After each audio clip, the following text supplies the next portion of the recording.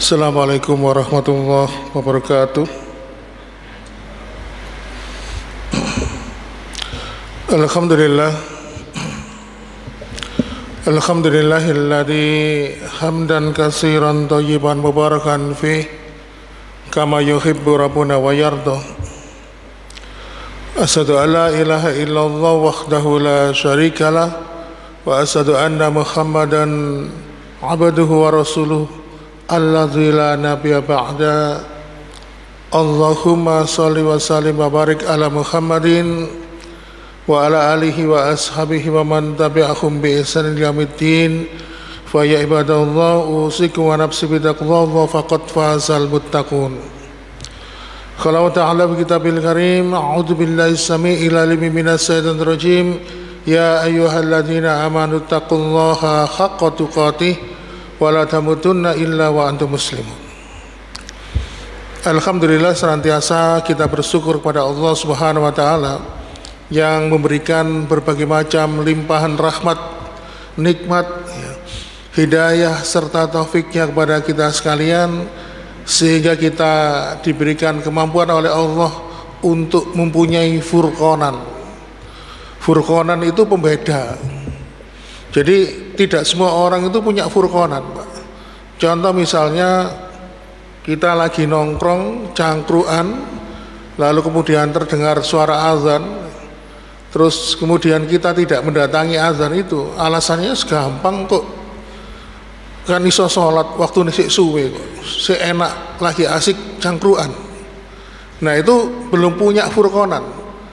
Tapi kalau misalnya pas cangkruan mendengar azan, lalu dia bergegas mengikuti azan, mengetahui keutamaan sholat berjamaah, ya, sampai 27 derajat, dan salah satu keistimewaan sholat berjamaah itu kata para ulama mayoritas sholatnya itu akan diterima. Karena apa? Kalau di antara mereka itu ada yang khusyuk, ya, sholatnya, misalnya imamnya khusyuk, makmumnya lalai, maka insya Allah kata para ulama itu peluang diterima sholatnya itu lebih besar. Nah, ketika memahami bahwa sholat berjamaah itu mempunyai kualitas derajat 27 derajat dibandingkan sholat sendirian, lalu kemudian dia mengetahui keutamaan sholat berjamaah yang lain, itu namanya furqanan, Pak. Makanya kenapa di dalam Al-Quran itu ada surat yang dinamakan Al-Furqan, yang membedakan. Makanya kalau kita ini di dalam hati kita diberikan furqanan yang bisa membedakan, ya, keutamaan-keutamaan itu, maka kita harus banyak bersyukur kepada Allah Subhanahu wa taala. Dan tentunya kita yang hadir di pagi hari ini di masjid ini untuk sholat subuh berjamaah pasti mendapatkan furqanan, bisa membedakan di dalam hatinya. Kadang-kadang mereka yang males-malesan, subuhnya sekarang jam 4 lebih 25 menit, berarti akhir sholat subuh itu sekitar jam 5 lebih 20 menit. Engkau jam 5 sholat subuh, tak turu dulu. Nah, itu termasuk belum punya furqanan. Tapi ketika bangun sebelum subuh, nah, kita tunaikan sunah-sunahnya, salah satunya termasuk mandi, ya. Terus kita berangkat ke masjid berjamaah, maka kita sama saja mendapatkan furqanan, bisa membedakan kebaikan dan keutamaan yang telah Allah berikan kepada hamba-hambanya. Baiklah ma'asyiral muslimin, itu sebagai mukadimah singkat pada pertemuan kita di pagi hari ini. Kita melanjutkan pembahasan yang lalu, masih dibingkai dalam pembahasan tentang masalah kematian. Kalau kemarin kita membahas tentang ruh, bahwasannya Allah Subhanahu wa taala membatasi pengetahuan manusia tentang ruh, ya. Dan juga kita bahas kemarin bahwa Allah itu bisa memberikan izin kepada kita, orang yang masih hidup bisa berjumpa dengan orang yang sudah meninggal dunia. Ruhnya orang yang meninggal dunia tentu berjumpa ketika sedang di alam mimpi, ketika sedang tidur. Maka ma'asyiral muslimin, pada pembahasan kita pada pagi hari ini kita akan melanjutkan, yaitu tentang proses sakaratul maut.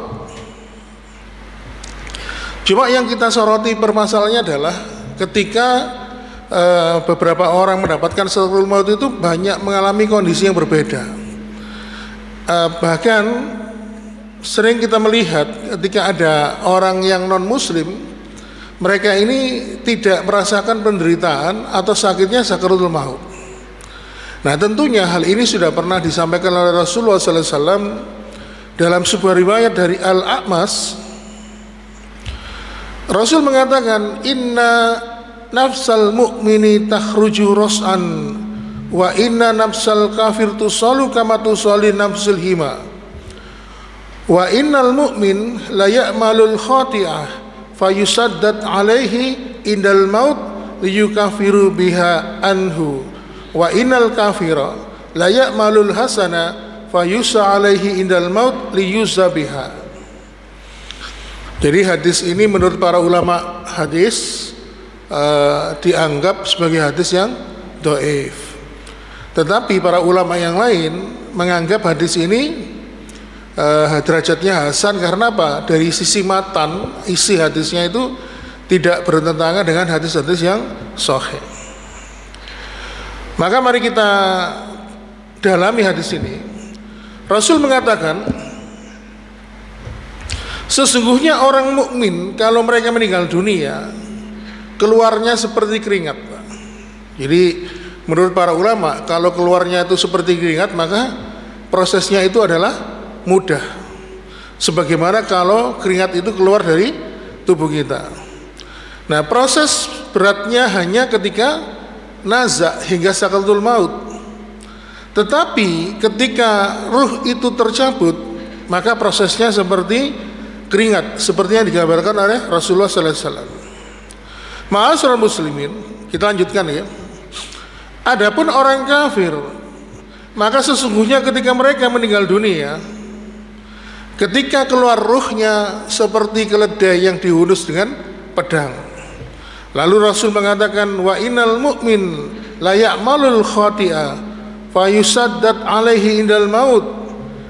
Ada sebagian orang yang beriman, kata Rasul, ketika mereka dalam keadaan dalam kehidupan dunia pernah melakukan kesalahan, pernah melakukan dosa, fayusaddad alaihi indal maut, maka ketika dia akan mati, maka Allah akan tibakan kerasnya sakit sebelum mati.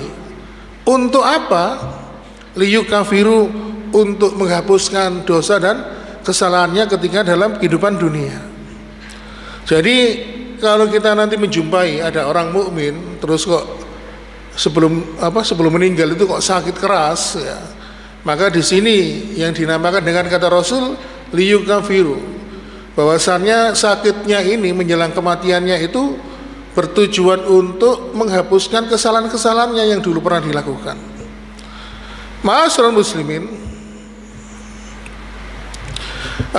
perlu diketahui bahwa sakit yang diderita, penderitaan yang diderita, yang dialami setiap orang akan meninggal dunia itu tujuannya adalah untuk menghapus dosa dan kesalahan, sehingga ketika nanti dia sudah meninggal dunia, maka ruhnya akan bersih dari dosa-dosa yang selama ini dia lakukan dalam kehidupan dunia. Makanya ini perlu kita tekankan ya, kalau kita melihat ada orang yang sakit sebelum dia meninggal dunia, maka kita tidak perlu suudzon. Jangan pernah berburuk sangka, menyangka mereka ini mendapatkan azab ya. Karena Rasul itu mengatakan, pernah suatu ketika itu jangan pernah berburuk sangka terhadap akhir kehidupan manusia. Karena di satu sisi Rasul itu pernah mengatakan ketika bahas husnul khotimah, Rasul pernah mengatakan barang siapa yang meninggal karena penyakit mab'dun, maka dia meninggal dalam keadaan husnul khotimah. Mab'dun itu adalah penyakit yang ada di dalam rongga perut. Nah, isinya rongga perut itu apa? Usus, limpa, liver, lambung ya, kemudian pankreas, ginjal ya. Jadi kalau misalnya ada orang yang meninggal karena penyakit mab'dun, penyakit yang ada di dalam rongga perut, maka dia meninggal dalam keadaan husnul khotimah. Contoh misalnya ya, saya sering dulu merawat pasien dengan sirosis hepatis, kanker hati ya. Orangnya awalnya itu kulitnya putih, cuma karena penyakit liver yang sirosis hepatis itu bikin apa? Bikin kulitnya menghitam, Pak, gosong gitu. Terus kemudian perutnya membesar lalu kemudian seperti tampak muncul cairan ya, sehingga akhirnya apa? Harus dikeluarkan cairannya di dalam perutnya itu. Nah, bagi orang awam melihat, loh kok gini sih? Kok kita kok kena santet gitu atau kena azab ini? Dosa apa sih lakoni? Padahal Rasul mengatakan barang siapa yang meninggal karena penyakit mabatun ya, meninggal karena penyakit yang ada di dalam rongga perutnya, maka dia digolongkan sebagai husnul khotimah. Maka kita harus berbaik sangka, husnuzon ya, terhadap orang-orang yang demikian. Makanya kita ini Rasul mengatakan jangan pernah berburuk sangka tentang akhir kehidupan manusia, termasuk penyakit-penyakit yang lainnya ya, termasuk pankreas ya, diabetes itu bisa paling sering juga menyebabkan orang meninggal dunia ya. Karena apa? Yang diganggu ketika diabetes itu adalah organ pankreas. Ketika pankreas sudah tidak mampu menghasilkan insulin, dan pankreas itu letaknya di dalam rongga perut. Begitu juga dengan penyakit lainnya seperti gagal ginjal itu urea atau ureum atau NH3 yang menjadi sampah metabolisme itu kan tidak bisa dibuang lewat urin sehingga akhirnya numpuk di keringet. Makanya kenapa orang kena sakit gagal ginjal itu keringetnya baunya pesing, Pak, baunya nggak enak.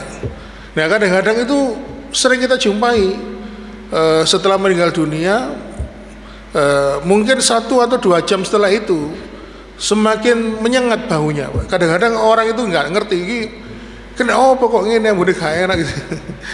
Makanya jangan pernah kita mengira tentang akhir kehidupan manusia. Padahal di satu sisi dia meninggal dalam keadaan husnul khotimah. Makanya kalau kita memandikan jenazah itu secara fikih itu ada 2 kategori yang harus terpenuhi bagi mereka yang memandikan jenazah ya. Yang pertama, orangnya itu paham tentang tata cara memandikan jenazah. Yang kedua, orangnya itu terpercaya, komitmen, harus bisa menjaga aib, kekurangan dari si jenazah yang dia mandikan. Jadi tidak boleh ceritakan, Pak ya. Termasuk ketika memandikan itu kan mesti ada saja kan. Kadang-kadang kalau kita ini kelepasan ngomong cerita-cerita tidak boleh. Jadi kita tidak boleh membicarakan aib orang yang masih hidup. Begitu juga kita juga tidak boleh membicarakan aibnya orang yang sudah meninggal dunia. Kembali kepada pembahasan tersebut jamaah sekalian, maka kalau kita menjumpai ada orang yang sakit ya, lalu kemudian dia meninggal dunia, maka beratnya sakit yang diderita sebelum meninggal dunia itu sebagai bentuk pengampunan dosa-dosa dari Allah Subhanahu wa taala. Dan ma'asyiral muslimin, dan penderitaannya itu biasa nggak lama kok. Cuman dibandingkan dengan hidupnya lebih lama hidupnya dibanding penderitaannya. Karena di sini sifatnya adalah liyukafiru, untuk menjadi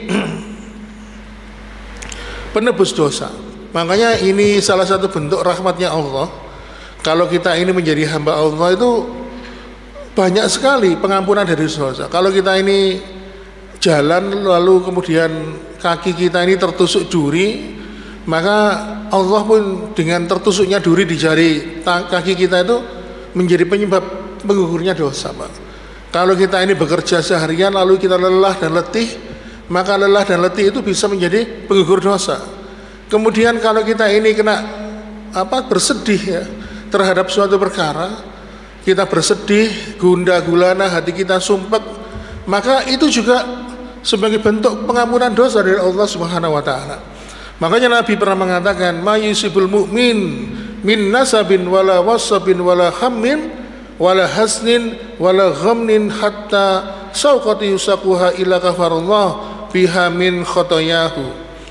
Tidaklah seorang mukmin yang mengalami kelelahan, keletihan ya, sampai kesedihan, hatinya sampai sedih, gundah gulana, hatta sauqati, bahkan sampai ketika kakinya tertusuk duri, illa kafarullah, kecuali Allah akan menghapuskan dosa-dosanya.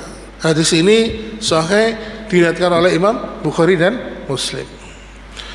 Baiklah ma'asyiral muslimin, kita kembali ke pembahasan utama. Lalu dalam riwayat Al-A'mas itu Rasul mengatakan wa innal kafira la ya'malul hasana wa yusa alaihi idal maut li yusabiha. Sebaliknya, kalau ada orang kafir yang akan meninggal dunia, bila dia melakukan kebaikan, amal kebaikan di dalam kehidupannya, dalam kehidupan dunia, maka Allah akan balas kebaikan itu. Dengan apa? Dengan memberikan kematian yang mudah baginya.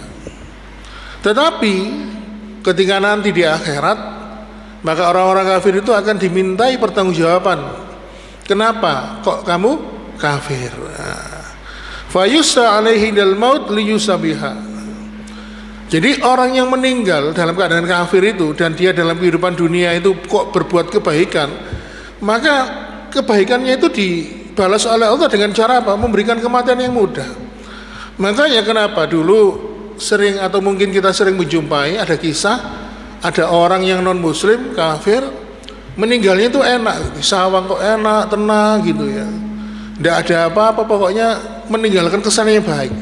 Maka inilah bentuk balasan Allah. Allah itu kan maha membalas. Setiap hamba yang berbuat kebaikan pasti akan dibalas dengan kebaikan. Tapi bedanya kalau orang mukmin berbuat kebaikan, maka kebaikan itu bisa dibalas dalam kehidupan dunia, bisa juga dibalas dalam kehidupan akhirat. Tetapi kalau orang kafir, kebaikannya itu hanya dibalas dalam kehidupan dunia, sedangkan dalam kehidupan akhirat dia akan mendapatkan balasan dari kekafirannya. Makanya Allah Subhanahu wa taala itu pernah memberikan peringatan di surat Ali Imran ayat 85, wa may yabtaghi ghairal islam dinan fala yuqbala minhu wa huwa fil akhirati minal khasirin. Barang siapa yang dalam kehidupan dunia dia mencari agama selain daripada Islam, fala yuqbala minhu, maka Allah tidak akan pernah menerima agama tersebut, wa huwa fil akhirati minal khasirin, dan dia di akhirat termasuk digolongkan sebagai orang-orang yang rugi. Maka ma'asyiral muslimin, ketika ada orang kafir ini meninggal dunia, maka nanti dijanjikan oleh Allah akan mendapatkan pertanggungjawaban yang begitu besar, yaitu berupa apa? Siksaan di dalam neraka. Karena Allah mengatakan di dalam surat An-Nisa ayat 56, innal ladzina kafaru bi ayatina sawfa nuslihim nara kullama najat juluduhum badalnahum juludan ghairaha liyadzuqul azab innallaha kana azizan hakima. Bagi orang-orang yang kafir terhadap ayat-ayat kami, sawfa nuslihim nara, akan kami masukkan mereka ke dalam neraka, ya. Lalu kemudian kullama najat juluduhum badalnahum juludan ghairaha liyadzuqul azab, akan kami bakar kulit mereka sampai hangus. Begitu sudah hangus dikembalikan seperti sedia kala, dibakar lagi liyadzuqul azab, agar mereka ini senantiasa merasakan azab dan sisaan kami. Oleh karena itu, kenapa kok Allah menghukum orang-orang kafir itu? Karena mereka ini pernah berjanji, ya. Dulu kita ini di alam ruh itu pernah berjanji, ya.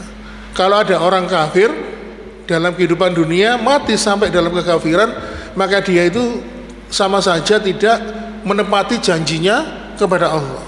Jadi dulu kita ini, setiap diri kita ini berupa ruh itu pernah berjumpa dengan Allah, berhadapan dengan Allah, lalu kita bersahadat di depan Allah, berjanji bahwasannya mengakui Allah itu sebagai Rabb-Nya.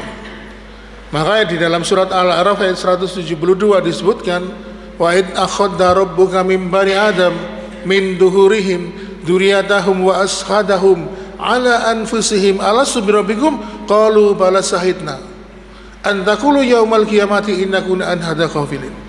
Dan ingatlah, kata Allah, ketika Allah mengembang biakan anak keturunan Adam dari tulang sulbi mereka, lalu kemudian Allah bertanya, alastu birabbikum, bukankah aku ini Rabbmu? Lalu para ruh itu mengatakan, bala syahidna, kami bersaksi ya Allah, kami mengakui Engkau adalah Tuhan kami. Lalu Allah pun menutup ayat ini dengan kalimat antakulu yaumal qiyamati inna kunna an hadza ghafilin, dan janganlah sekali-sekali kalian nanti melupakan perjanjian ini. Makanya ma'asyiral muslimin, perlu kita tanamkan dalam hati kita, dalam kehidupan kita beragama dalam hidup di dunia ini, apakah cukup hanya berbuat baik saja? Jawabannya tidak cukup. Kalau sekarang kan ada perang pemikiran ya, proksi. Yang penting itu hidup berbuat baik. Agama apapun itu mengajarkan tentang kebaikan. Agama apapun itu sama, intinya mengajarkan kebaikan. Tapi kalau dalam konsep Islam, kalau kita hanya berbuat baik, ya kurang. Karena apa? Kita harus juga menyandang kebenaran, ya. Berbuat baik dan berbuat yang benar. Kebenaran di sini apa?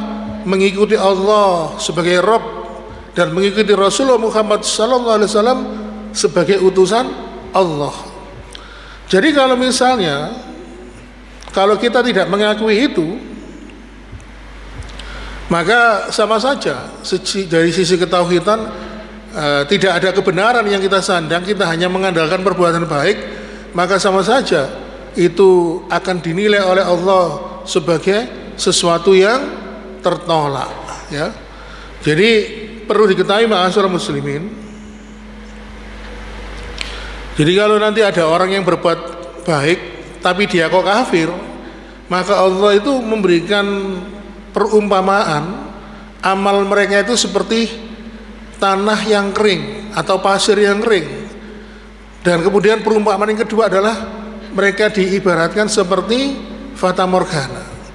Jadi di dalam surat Ibrahim ayat 18 disebutkan masalul ladina kafir bi rabbihim, perumpamaan bagi orang-orang yang kafir terhadap Tuhannya, a'maluhum, amal mereka karomadiniz tadat bihir ruh, ya, bihir rihu fil yaumin nasif, amal mereka seperti pasir yang kering yang hilang ditiup karena angin yang kencang, layak diruna mimma kasabu, mereka tidak bisa mendatangkan manfaat sama sekali dari apa yang telah mereka usahakan. Jadi kalau ada orang kafir itu berbuat kebaikan, maka seperti tanah yang kering, lalu tanah yang kering itu dibawa oleh angin yang kencang sehingga akhirnya apa?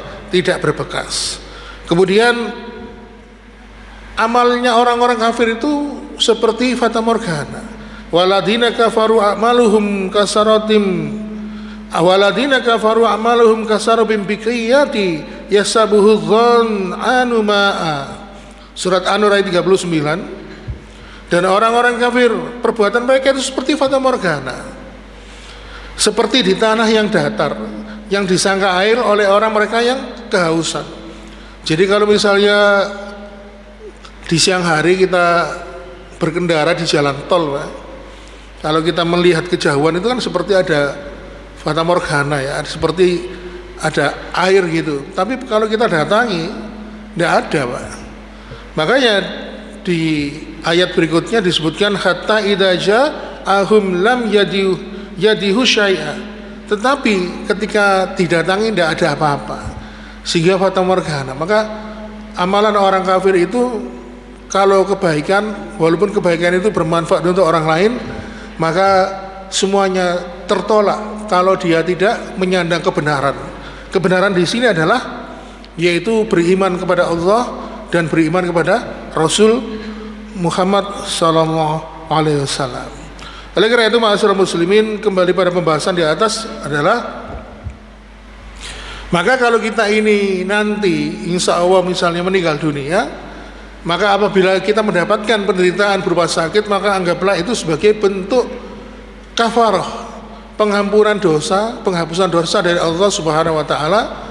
Dan apabila kita menjumpai di masyarakat kita ada orang-orang kafir meninggalnya kok enak, tenang, maka jangan pernah risau bahwa sesungguhnya hal ini sudah pernah disampaikan oleh Rasulullah, bahwasannya bisa jadi ini adalah bentuk pembalasan perbuatan baik bagi mereka dari Allah Subhanahu wa taala selama dalam kehidupan dunia.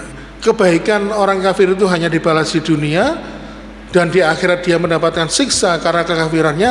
Sebaliknya bagi orang-orang beriman, ya, pembalasan kebaikan amalnya itu bisa juga di dunia, tetapi yang pasti di akhirat mereka juga mendapatkan balasan dari amal kebaikannya. Demikian ma'asyiral muslimin yang dapat kami sampaikan, mudah-mudahan memberikan manfaat. Mohon maaf bila ada kekurangan. Kita akhiri dengan doa kafaratul majelis. Subhanakallahumma wa bihamdika asyhadu an la ilaha illa anta astaghfiruka wa atubu ilaik. Wassalamualaikum warahmatullahi wabarakatuh.